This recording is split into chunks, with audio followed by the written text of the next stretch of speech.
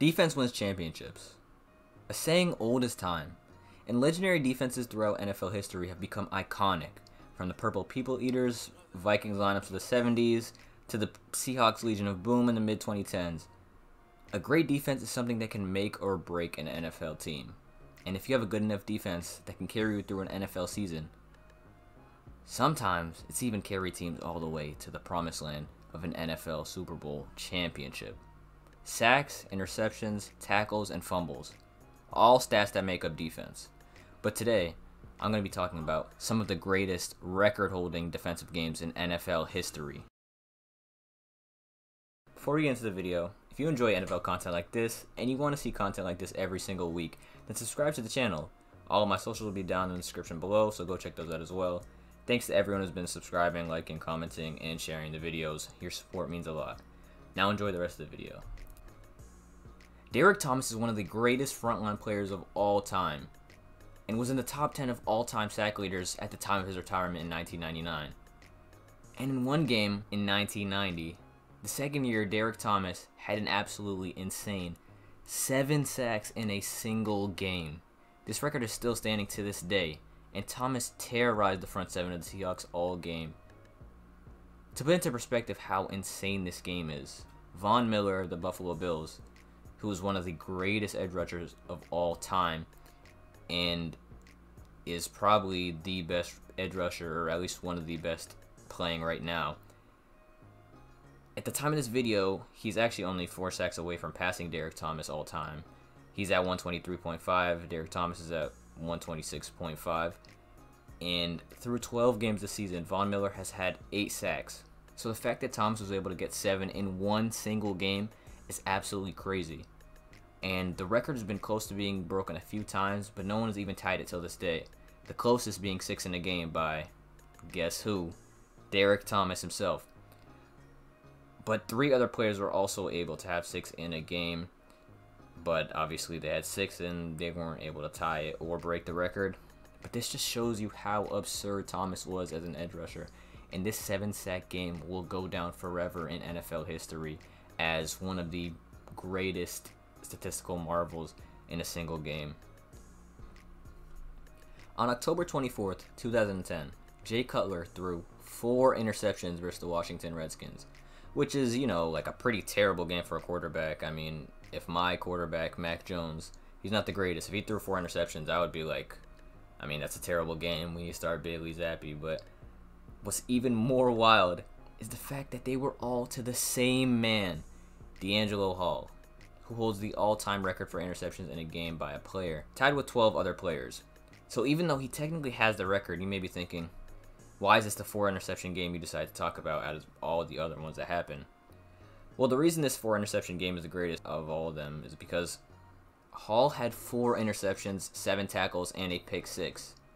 And by itself, it's already a record-setting game, right? But this all came in the second half alone, and Hall even had the game-sealing interception. But I have to say, to be honest, in my opinion, this record has to be broken soon, as we're at an all-time high for passing attempts per game, and even mediocre quarterbacks are throwing 40 pass attempts, sometimes even 50. And one of these QBs is going to throw 5 to a guy one of these days. But for now, this is the all-time interception record, DeAngelo Hall and his 4 interceptions. Charles Tillman and his iconic peanut punch game will go down in history as one of the most remarkable games in NFL history, as he forced a record 4 fumbles. And on the very first play of the game, he forced a fumble against the Titans. It's a quick pass to the right side, and he just absolutely punches it out.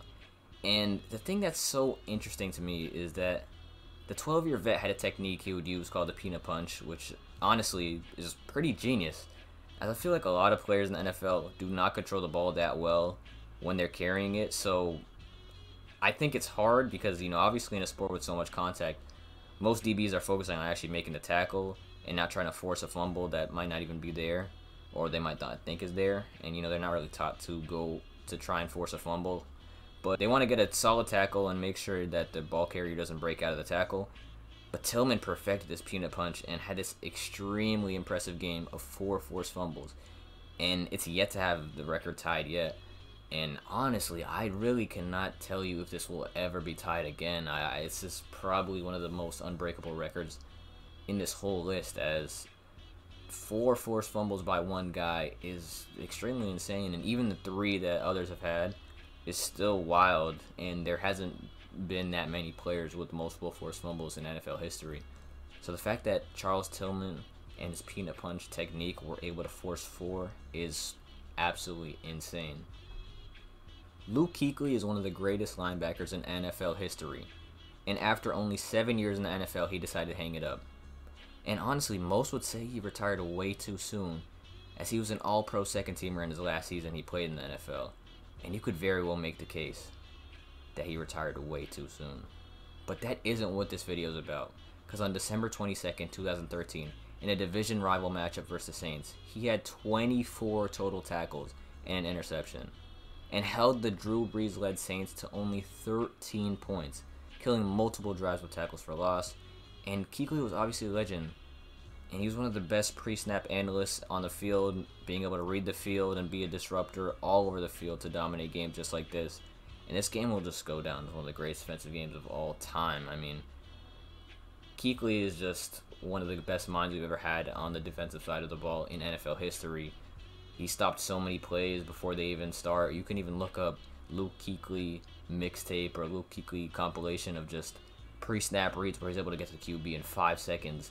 As soon as they snap the ball, he's running past everybody, or he looks like he's in coverage and he stops a run, or he stops a drop back by the QB. And he's just one of the greatest defensive minds in NFL history, and one of the greatest defensive players, even winning Defensive Player of the Year in this 2013 season. On October 21st, 2018, Aaron Donald had 6 tackles for loss, 8 total tackles, 4 sacks, and 1 forced fumble, and had everything you could want in a defensive game, other than an interception, and Donald is obviously a defensive tackle, so that's not even really something you would ever get a chance at, playing his position. But really, Donald dominated the game from every angle so much, you may be wondering which of these is actually a record. And he actually set the 6 tackle for losses.